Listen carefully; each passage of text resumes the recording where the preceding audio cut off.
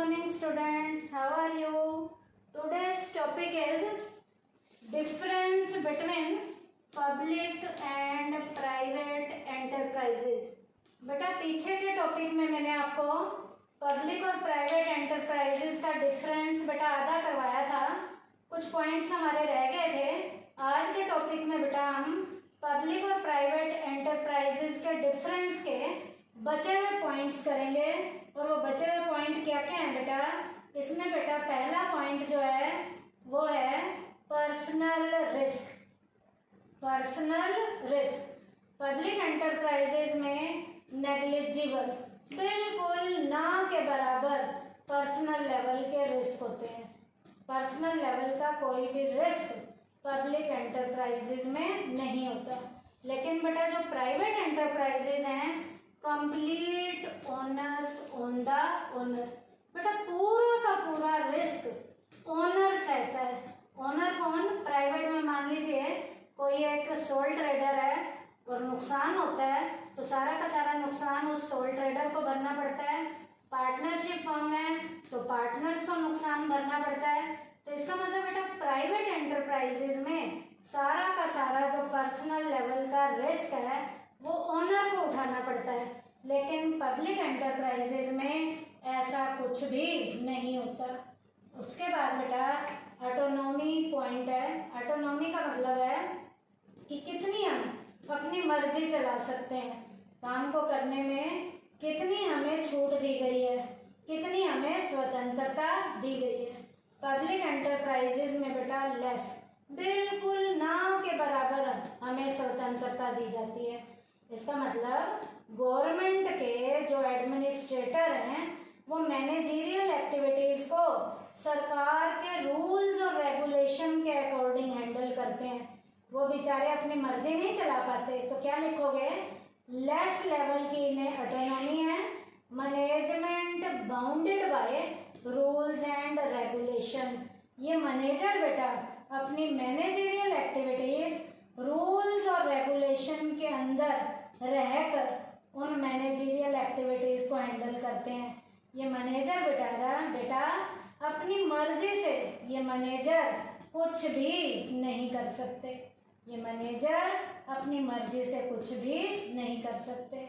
Rules और regulation उन्हें concern government बताती है और गवर्नमेंट के कहे अनुसार ही ये मैनेजर मैनेजरियल लेवल की एक्टिविटीज को हैंडल करते हैं। ये अपनी मर्जी बिल्कुल भी चला नहीं सकते। लेकिन जो प्राइवेट लेवल की हमारी एंटरप्राइजेज हैं, हमारा जो प्राइवेट सेक्टर है बेटा, उसे ऑटोनॉमी हद से ज़्यादा होती है। तो मोर लिखेंगे। इसका मतलब इन्हें अपनी मर्जी चलाने का पूरा राइट है। ये अपनी मर्जी से स्वतंत्र तरीके से काम करते हैं। कैसे करते हैं? No check of rules and regulation. इनके रूल्स और रेगुलेशन पे कोई भी चेकिंग करने नहीं आता।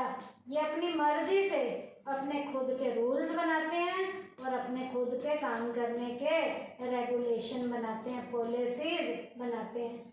तो इन्हें अपनी मर्जी से काम करने की पूरी छूट होती है और इन्हें अपनी मर्जी से काम करने की कोई भी छूट नहीं होती। उसके बाद एरिया ऑफ ऑपरेशन, इनका काम करने का एरिया किस फील्ड तक, कहाँ तक जा सकता है इनका काम करने का क्षेत्र? तो field of public importance needed more capital. बेटा इनके फील्ड में वही के वही एरियाज डाले जाएंगे जहां हद से ज़्यादा पैसे की क्या है, ज़रूरत है। और पब्लिक को इम्पोर्टेंस दी जाती है किसके लिए? ज़्यादा पैसा इन्वेस्ट करने की। तो जहाँ पर भी ज़्यादा कैपिटल की ज़रूरत पड़ेगी वो एरिया बेटा पब्लिक एंटरप्राइजेज के लिए, पब्लिक सेक्टर के लिए सुटेबल माना जाएगा, उसकी फील्ड में आएगा। और प्राइवेट एंटरप्राइजेज के लिए field where there is the possibility of earning the maximum profit and ensuring development. बेटा जहाँ पर हद से ज़्यादा प्रॉफिट कमाने के चांसेस मिलेंगे वो एरिया बेटा प्राइवेट एंटरप्राइज एंटरप्राइजेज की फील्ड में शामिल किया जाएगा और डेवलपमेंट को इंश्योर किया जाएगा कि ज़्यादा प्रॉफिट भी कमा रहे हैं और एरिया का डेवलपमेंट भी किया जा रहा है। तो जहाँ मैक्सिमम प्रॉफिट कमाने के चांसेस हो और उस एरिया को डेवलप करना हो वो फील्ड होगा बेटा प्राइवेट एंटरप्राइजेस का। और जहाँ ज़्यादा कैपिटल की ज़रूरत पड़ती है, पब्लिक को इम्पोर्टेंस दी जाती है ज़्यादा कैपिटल की ज़रूरत के लिए, वो फील्ड बेटा पब्लिक एंटरप्राइजेस की फील्ड के अंदर सुटेबल माना जाता है।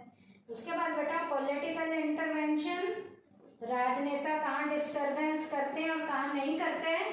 पब्लिक एंटरप्राइजेस में मोर पॉलिटिकल इंटरफेरेंस, बेटा पब्लिक सेक्टर की यूनिट को या पब्लिक एंटरप्राइजेस को चलाने में कंसर्न मिनिस्टर या बेटा पार्लियामेंट के एक्ट रोल प्ले करते हैं।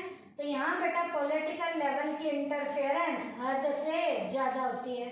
इन डिपार्टमेंट में बेटा पॉलिटिकल लेवल के एडमिनिस्ट्रेटर रोज इनकी रूटीन की एक्टिविटीज़ में दखल अंदाजी करते हैं। तो पॉलिटिकल इंटरफेरेंस यहाँ हद से ज़्यादा होती है। और इधर प्राइवेट एंटरप्राइजेज में या प्राइवेट सेक्टर में लेस पॉलिटिकल इंटरफेरेंस। ये प्राइवेट एंटरप्रेन्योर हैं, इनके काम में जो पॉलिटिकल लेवल के एडमिनिस्ट्रेटर हैं, मिनिस्टर हैं, इनके काम में किसी भी तरीके की कोई भी ज़्यादा दखल अंदाजी नहीं करते। तो पॉलिटिकल लेवल की इंटरफेरेंस यहाँ काफ़ी कम होती है और यहाँ हद से ज़्यादा होती है।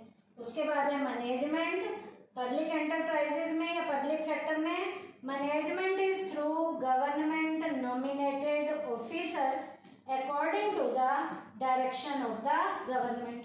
यहाँ की सारी मैनेजरियल एक्टिविटीज़ को गवर्नमेंट के नॉमिनेटेड लेवल के जो डायरेक्टर्स हैं उनके डायरेक्शंस के अकॉर्डिंग गवर्नमेंट उन डायरेक्टर्स को डायरेक्शन देती है और वो डायरेक्टर सारी मैनेजरियल एक्टिविटीज़ उस डायरेक्शन के अकॉर्डिंग करते हैं। तो मैनेजमेंट को डायरेक्शन देने का काम यहाँ की गवर्नमेंट करती है और गवर्नमेंट जो है अपने खुद के नॉमिनेटेड लेवल के बोर्ड ऑफ डायरेक्टर्स के मेंबर यहाँ अपॉइंट करती है। वो मेंबर्स यहाँ की सारी मैनेजरियल लेवल की एक्टिविटीज़ को हैंडल करते हैं।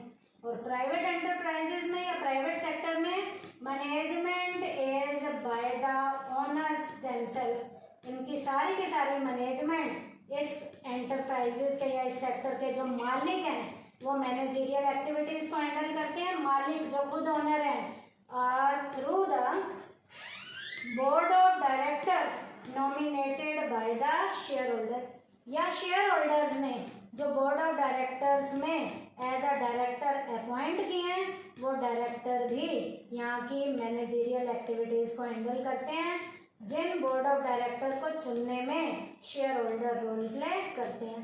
तो मालिक खुद भी मैनेजरियल एक्टिविटीज़ को हैंडल करते हैं या शेयर होल्डर्स ने बोर्ड ऑफ डायरेक्टर्स में जो मेंबर नॉमिनेट किए हैं वो डायरेक्टर्स भी यहाँ की मैनेजरियल एक्टिविटीज़ को हैंडल करते हैं। तो आज का टॉपिक हमारा बेटा पब्लिक सेक्टर के एंटरप्राइजेज और प्राइवेट सेक्टर के एंटरप्राइजेज के डिफरेंस के कुछ बचे हुए पॉइंट थे, जिनमें पॉइंट क्या क्या था, पर्सनल रिस्क था, ऑटोनॉमी था, एरिया ऑफ ऑपरेशन था, पॉलिटिकल इंटरवेंशन था और मैनेजमेंट था। थैंक यू बेटा।